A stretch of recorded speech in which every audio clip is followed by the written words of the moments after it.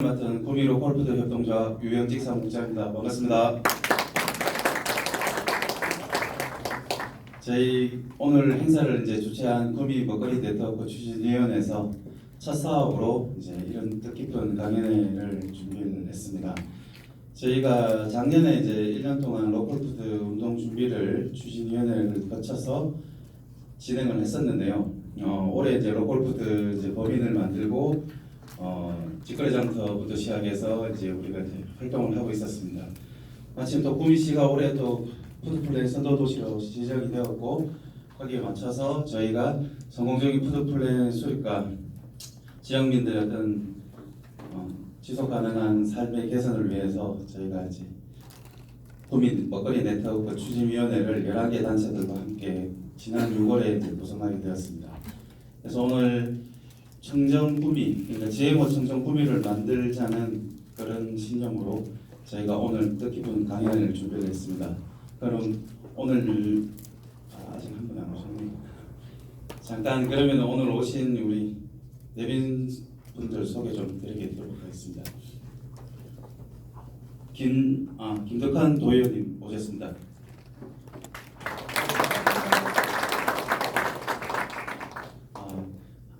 지금 한 분은 자리에 안 계신데 좀 이따 오면 다시 소개를 하도록 하겠습니다. 그리고 오늘 여기 계신 분들한테 잠깐 소개를 드릴 분은 저희 구미시청의 로컬푸드 담당하고 푸드플랜 담당하고 계시는 차명규 계장님입니다. 잠시 인사 부탁드립니다. 안녕하십니까.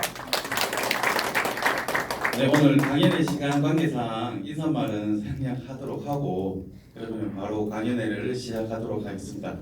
그리고 한 가지 더 안내 말씀드릴 것은 강연회가 끝나면은 오늘 여기 오신 분들 모두 푸짐한 농산물을 포함한 여러 가지 선물들을 나눠드릴 계획입니다. 그래서 한 번도 빠짐없이 끝까지 함께 해주시면 고맙겠습니다. 그리고 지금 금방 오셨는데 김준열 도의원님 참석하셨습니다. 예. 네, 반갑습니다.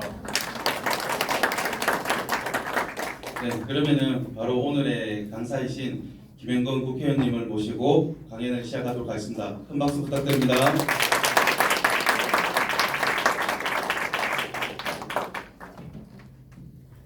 예, 반갑습니다. 반갑습니다.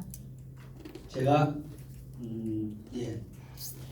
여러분들이 이 부분에서 상당한 전문가라고 생각을 하고 관심이 굉장히 높은 분들이라고 생각을 하고 제 얘기를 시작해 보겠습니다. 왜 로컬푸드인가? 왜 로컬푸드인가? 문재인 정부의 농정은 과거 정부와 무엇이 다른가?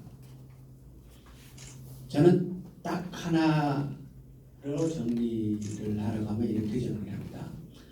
과거 정부에서 농정의 주요 관심사는 수급이었습니다. 국가는 국민이 필요로 하는 식량을 안정적으로 공급해야 할 의무가 있습니다. 그 의무를 달성하는 데 있어서 기본적으로 필요한 양적 수급이 기본 목표였습니다. 모자라면 안 되니까. 그 모자라는 일이 발생하지 않도록 관리하는 게 국가의 최우선 과제였습니다. 예를 들어봅시다. 박근혜 정부에서 AI가 심각하게 발생을 해서 한 해에 3,600만 마리를 메모란책을 한 적이 있습니다. 그렇게 되니까 계란이 모자랐죠. 계란 파동이 났습니다. 계란 한 판에 5,000원, 6,000원 하던 것이 12,000원 난리가 난 거죠. 계란은 아시다시피 우리 식품 모든 것에 다 들어가는 겁니다. 가정에서도 매일 먹을 뿐만 아니라 농식품, 가공품에 계란 안 들어가는 게 거의 없습니다. 빵 다 들어가지 않습니까? 당장 수급에 문제가 생겼습니다. 그래서 기억해 보시면 미국산 계란을 수입해 들었습니다. 항공비까지 대줬어요. 대한민국에서 정상적으로 수급 계란을 수입할 수 있는 나라는 없습니다. 왜? 대한민국 계란이 가장 쌉니다. 전 세계에서 대한민국만큼 계란 가격이 싼 나라가 없습니다. 우리나라처럼 케이지하고 10단까지 올려서 생산하는 나라가 없습니다. 대한민국과 거의 비슷한 시스템으로 계란을 생산하고 있는 국가가 미국입니다. 미국 가격이 우리하고 거의 비슷한 수준입니다. 그런데 그것을 수입을 해 들어오려고 하면 항공료, 그 다음에 이게 이 검역 통과하는데 그 시간 안 되는 거죠. 그러니까 국가가 수입업자가 수입해서 판매해서 돈이 안 되니까 항공료까지 대주면서 수입을 해 들어온 거예요. 그런데 계란은 유통이 그 세척 후 유통이 있고 세척하지 않는 유통이 있지 않습니까? 미국은 세척해서 유통하는 시스템이거든요. 세척해서 유통하는 시스템은 반드시 따라와 줘야 되는 게 콜드 체인입니다. 미국은 세척 후 유통 시스템이고 국가 전체가 콜드 체인이 의무화 되어 있습니다.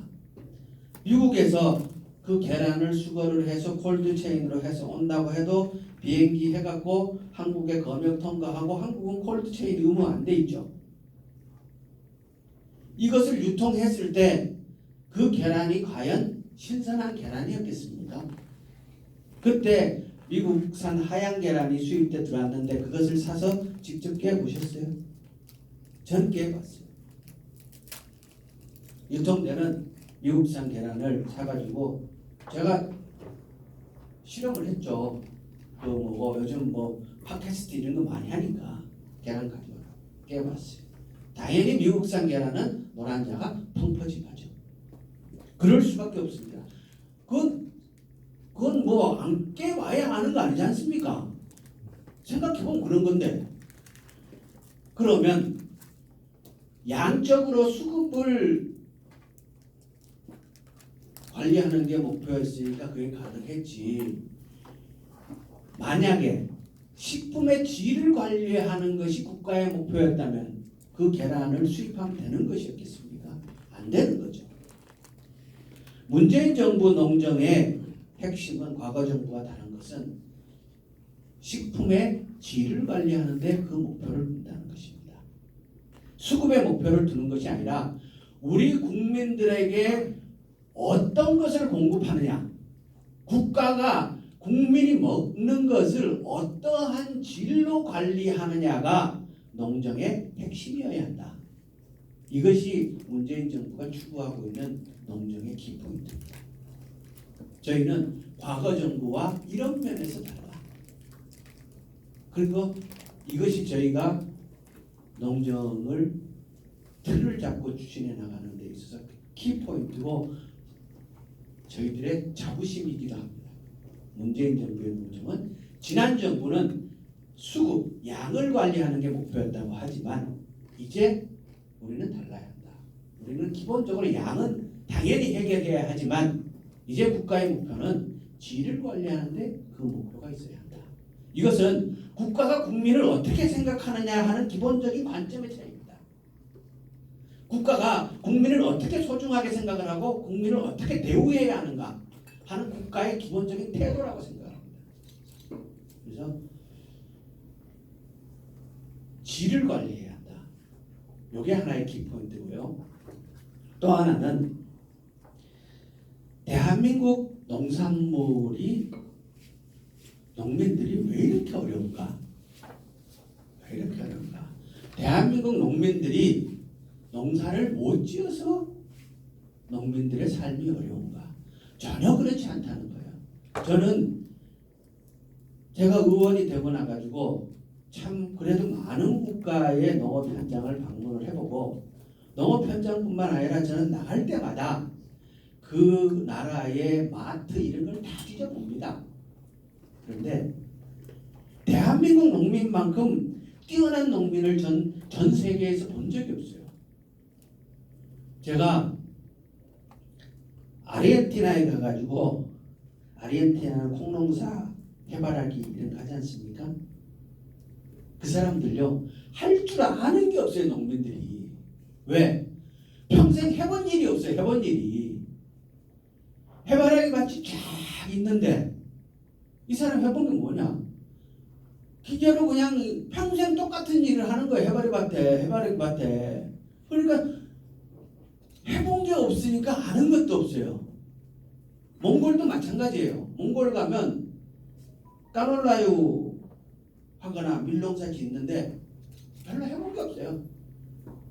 그러니까 조박농업이죠요. 큰 규모의 농업을 전업화해서 짓는 데 농민들은 실제로 농사 짓는 과정에서 뭘 해볼 일이 없어요. 그냥 정해진 딱 고일만 그걸 그냥 평생 반복적으로 하는 것뿐이에요. 근데 대한민국 농민은 저만 해도요. 제가 사과 농사 지어봤죠, 마늘 농사 지어봤죠, 자두 농사 지어봤죠, 쌀 농사 지어봤죠, 소 키워봤죠. 안 해본 게 없어요. 안 해본 게. 그래서 우리는 어디 딱 가면 아 이건 이렇게 고치고 이건 저렇게 치네. 이게 머릿속에 다 그려져요. 그것만 해봤는지 아세요? 제가 유통도 해봤어요. 유통도. 제가 사과 농사 짓다가 참고 다 집어넣었는데 안 되는 거예요. 네? 저거 주겠다는 가격 갖고는 1년 도저히 대책이 안 나와요. 그래서 1톤차를 사가지고 사는 날 면허를 따가지고 면허 따는 날 차를 사서 소포장을 해서 제가 전국에 사과 싣고 안팔로 다녀본 도시가 없습니다. 제가 저 의정부부터 지금 그 뭐고 아프리카 돼지열병 발생해서 시끄러운 강화도까지 제가 안 다녀본 데가 없어요.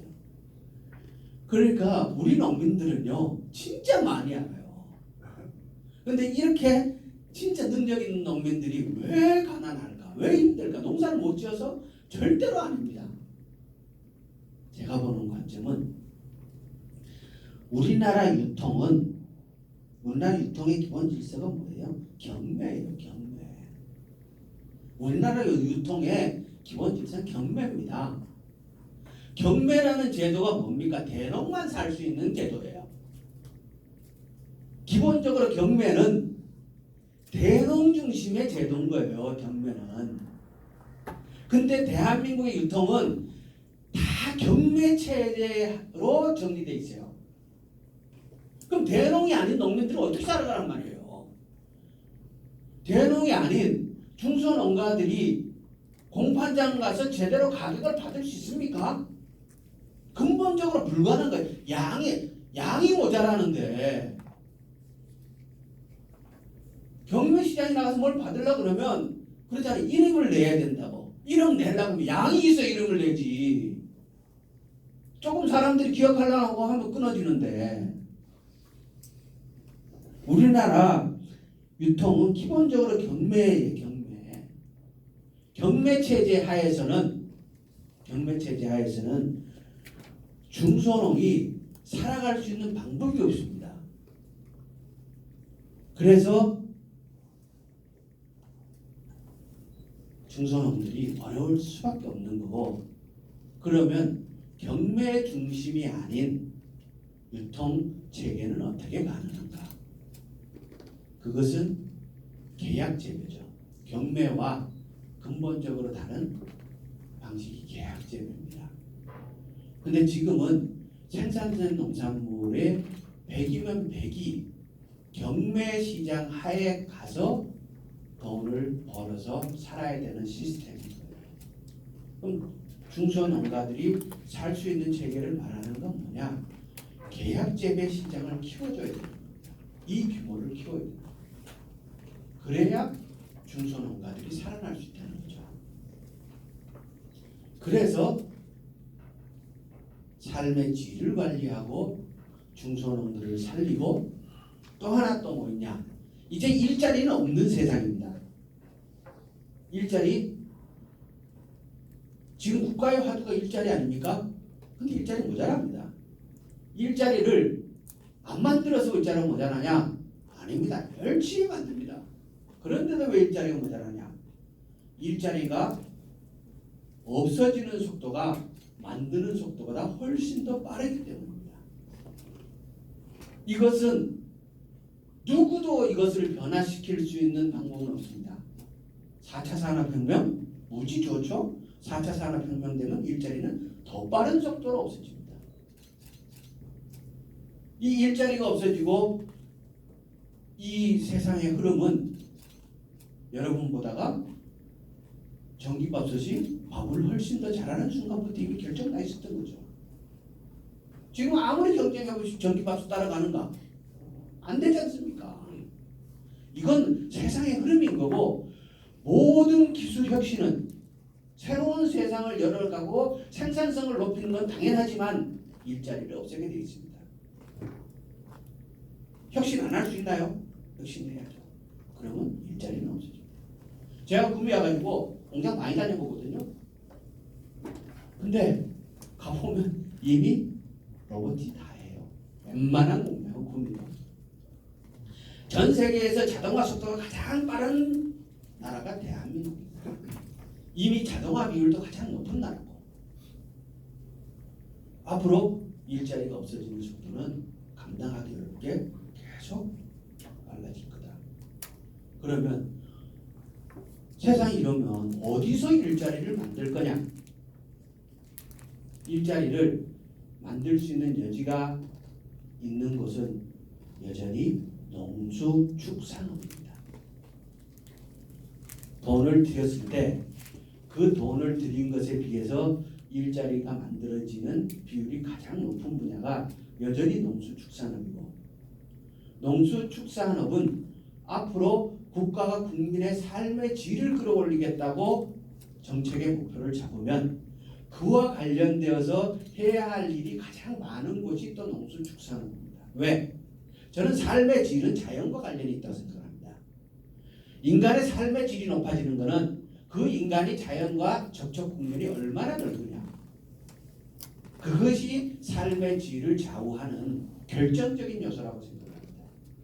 그런데 농수축산업은 바로 그 자연과 연계된 산업이라는 거죠. 그래서 이 분야가 확장되고 우리의 삶이 이쪽의 결합 정도가 높아지면 높아질수록 삶의 질은 높아진다.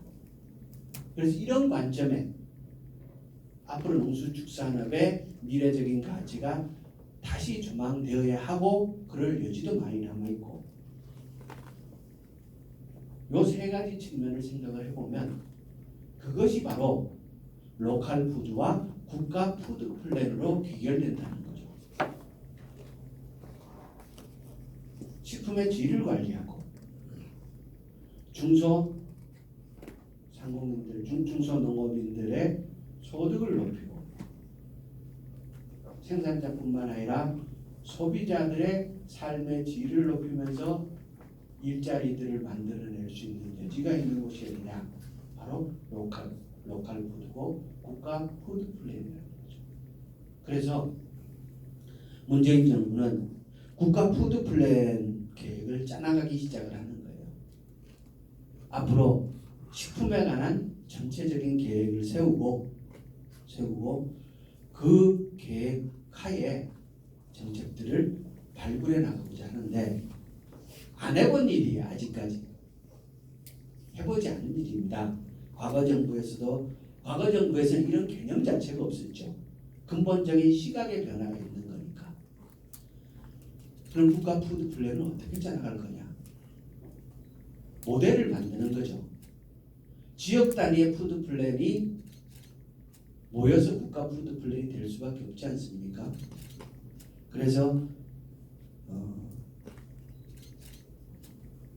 군사 지역 주변 지역은 군부대와 연계된 지역 단위의 푸드 플랜을 만들고, 공업 도시에서 또 그와 관련 연계된 지역 단위의 푸드 플랜을 만들고, 이러한 지역별 모델을 만들자는 거예요. 그래서 공단도시를 끼고 있는 구미가 이 공단도시와 연계되어서 지역 단위의 푸드 플랜을 만드는 시범지역으로 구미를 잡은 거예요. 그러니까 국가 푸드 플랜 시범지역으로 구미가 선정된 이유는 그런 겁니다. 작년에 우리가 그렇게 한 거예요. 그냥 제가 구미 가야지 이렇게 생각하고 시범지역으로 잡은 거예요. 그러면 정해진 건 없어요. 그 지역 단위의 푸드 플랜을 어떻게 만들어야 하는가 매뉴얼도 없고요. 해본 사람도 없고요. 앞으로 이 부분에 어떤 세부 정책이 들어가고 어느 정도 예산 규모가 들어가느냐 없어요. 여러분들이 지역 단위 푸드 플랜을 완성시켜 주셔야 돼요. 그 계획을 세우면 그것을 가지고 국가가 예산 작업을 할 거예요. 왜? 시범 지역이니까. 그래서 제가 여러분들한테 왜 로컬 푸드이고 국가 푸드 플랜인가 라는 얘기를 길게 설명드린 이유가 이거예요. 이 구미를 중심으로 한 지역 단위 푸드 플랜을 지역에서 짜 주셔야 되고 이것이 하나의 모델이 되어 나가는 거예요. 그러니까 예산 이게 이제 시범적으로 됐는데 이게 뭐야? 이 예산 얼마짜리야? 지금 지난번에 스마트 산다는 할 때 예산이 뭐 4,600억이니 이런 얘기 있었지 않습니까? 이건 그 얘기 없잖아요. 이거 시범적으로 선정됐는데 이게 얼마짜리 사업이야? 없어요. 계획을 만들려면 그 만드는 걸 가지고 합리성을 평가해서 예산을 반영할 그렇게 될 수밖에 없는 거죠. 그래서 이게 보면은 굉장히 중요한 사업이고 어떻게 계획을 짜느냐에 따라서 이후에 예산 규모가 결정나는 규모가 매우 큰 사업일 수도 있어요. 왜?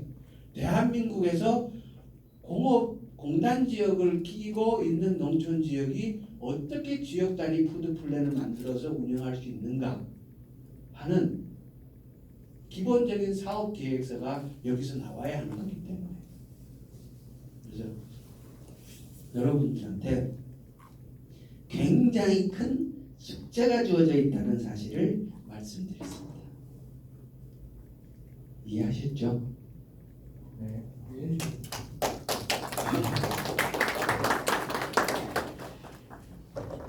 그러고요. 그래서